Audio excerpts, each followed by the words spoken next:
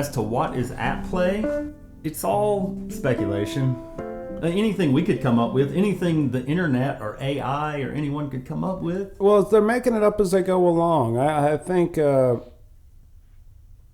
our Secretary of Defense or War or whatever you want to call him, he seems like a normal guy who's put in an extraordinary position of spearheading a war that probably could have been avoided altogether, at least for whatever the outcome of this may actually be. We definitely have some egg on our face, or the Trump and Hegseth. Yeah. There's been a little back and forth of who initially brought the initiative to the table first. Hegseth says, Trump wanted to go, and then Trump's like, well, this is with Hegseth's leadership. He came to me. We'll throw Netanyahu into the ring as well. Oh, yeah. Well, he was the big instigator. He's the guy who pushed the first domino, and then dominoes as they do fall. And if Marco Rubio's there for PR, that ain't helping either. I know, him and his clown shoes. What we do know is the USS Gerald Ford had that clogged up shitter real bad. Apparently that was not an isolated incident. I did look into that. That's happened 10 different times.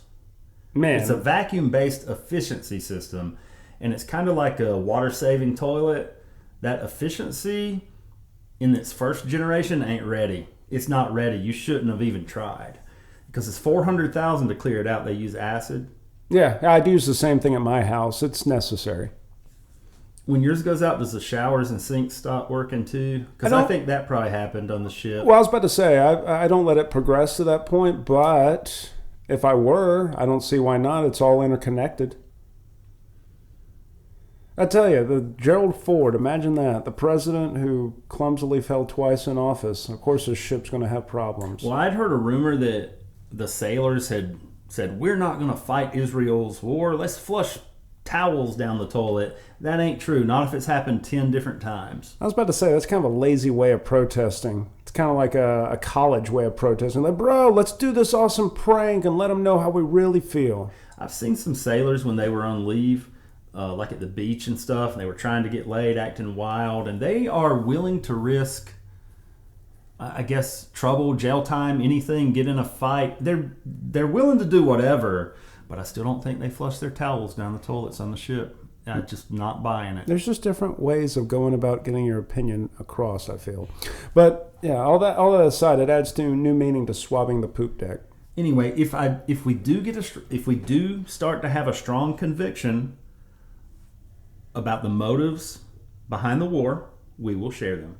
Right now, I don't have that strong of a conviction. I do have theories-ish, but I really need I need it to just hit me really hard where I feel like I have to talk about it.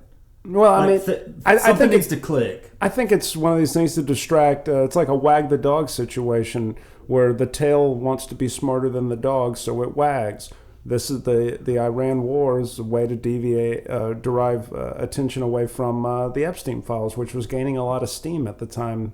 I mean, think about it. Before the war in Iran, before our surprise attack, not impulsive, but surprise. Mm-hmm. That's the word we're using.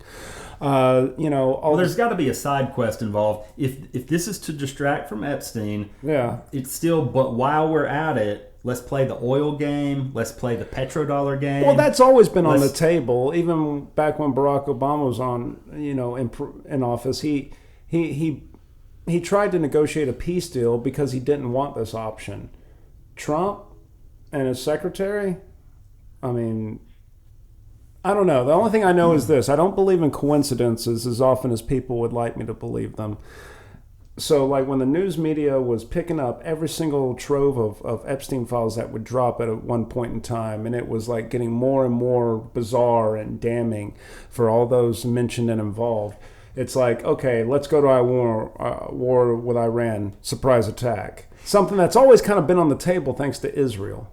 There did seem to be increased adoption of anger over Epstein, and now the ones that are still kicking and screaming about it were the ones who were originally doing that when it wasn't getting attention. Like, it's fallen back off, so you're right about that. Another thing, by us blockading the already existing blockade of the Strait of Hormuz, therefore we're not going to let their preferred ships through. We're not going to let anything through unless we want to. Well, I don't think we've really hurt China. Supposedly they get most of their oil through the Strait of Hormuz, but China has been calm and collected. I think if we had them cornered and they didn't already have contingencies and plans in place, if we truly had them cornered, they would have made a move already. And they're kind of still in the sit back and just watch. If this was a game of poker, like Texas Hold'em or something, I feel like the U.S. has already gotten our cards.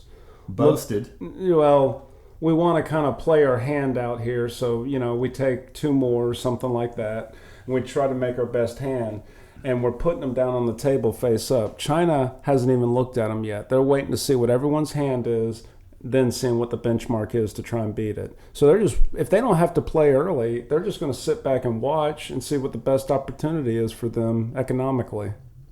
Well, the concept of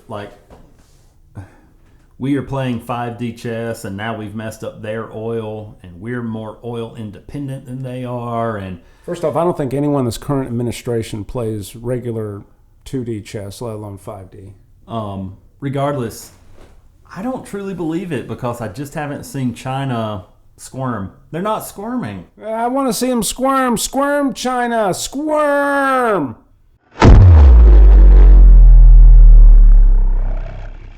I'll have stronger opinions, but I need a few more weeks. Okay, we'll give them to you. That's all I'm saying. All right.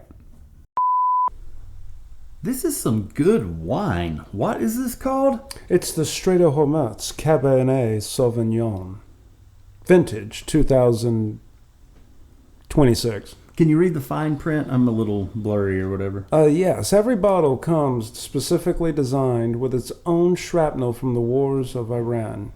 The waters are used straight from the Strait of Hormuz with sun-kissed ripened raisins and grapes. And that's this wine that I'm drinking right now. This is good stuff. This could possibly be the meaning behind the war. It might. If this leads to a nuclear conflict, I would understand. It's by far the nastiest thing I've ever seen in my life. I'm just trying to make it sound more glamorous because it's written in calligraphy on the label and it just looks so nice. But really, come on, wine from Iran. This is not the. I was tagged on Facebook. I'm not going to say that word. The female part of the cow. But yeah, this is government dictated wine. I don't know if politics has anything to do with wine, but it's still horrible. With shrapnel. You can't, well... I thought the shrapnel was a good touch.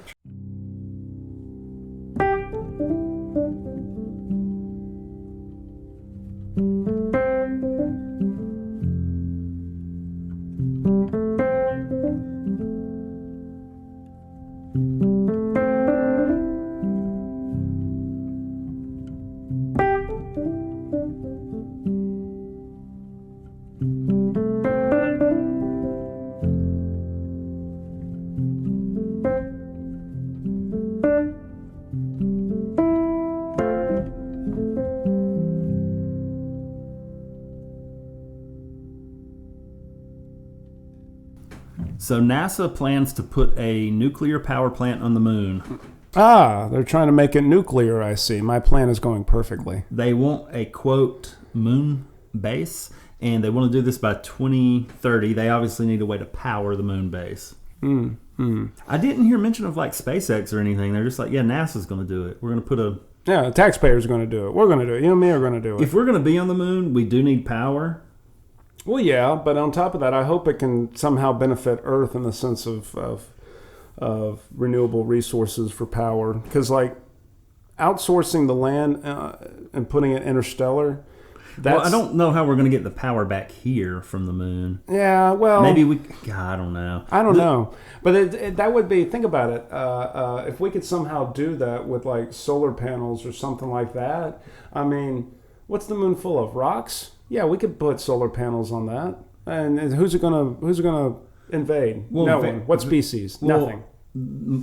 Mother Nature of the moon could potentially... Mother what? It's rocks. It's gray. It's nasty. Yeah. That's why you initially need nuclear power and go from there. Yeah. They got to establish first with something reliable enough that they can work with it. Well, yeah, something to make it habitable. They want it to be a segmented power plant where they can add to it, like in sequence. Like we need more power, so we're gonna. It's pre-planned to be expandable. That's what I meant. I was about to say, aren't space stations built the same way? Like they build it segment by segment. That's why it's got that kind of catwalk design to it. I guess. Okay, yeah. I mean, it just makes sense to me. But they're floating. I think this is going to be on the ground. Now, that is interesting. They want to put it into space first. Yeah. And then, like, land it on the moon later. This is the most progressive thing I think I've heard our country, our species, but our country especially, doing as far as space exploration and hopefully exploring technology and have an initiative to harness natural power like the fucking sun. Well, people can look into it. I'm just bringing up the news. Yeah, and planting a seed. I think it's a good baby step rather than shooting straight for Mars. I think that Mars pipe dream of like Elon is unattainable. It was just that. It's a pipe dream. It's like, what's the point? Why did we want this again? So we can make Mars into Earth Junior and pollute it and rot it all the same? No thanks. I mean, in all honesty, the way Mars looks today, it looks like it's already been through that. I think I just came up with a good concept for a little sci-fi If story. the USA beats Russia to the moon, well, let's call them the Soviets for this one key issue. Can we squat? Can we be squatters? Is the moon ours? Well, I mean, we planted the flag, and I think interstellar law states once you plant your flag, then that's your property. We own the moon. It's America. It's the moon of America. You've heard of the Mall of America? This is the moon of America. Welcome. And that's electricity on the moon. Yeah, we're going to have a nuclear hub there as well as a dirt bike track. Motocross. It's going to be awesome. Would you sign up to potentially go if there was already a couple phases and you were like phase 3 and you saw that it's kind of working out for everybody else? Nah, I think I might wait till like phase 4 or 5. I mean, you know, I might miss a little opportunity there, but in case there's any sort of like sci-fi movie scenario happening up there, I would have figured it would have happened by then.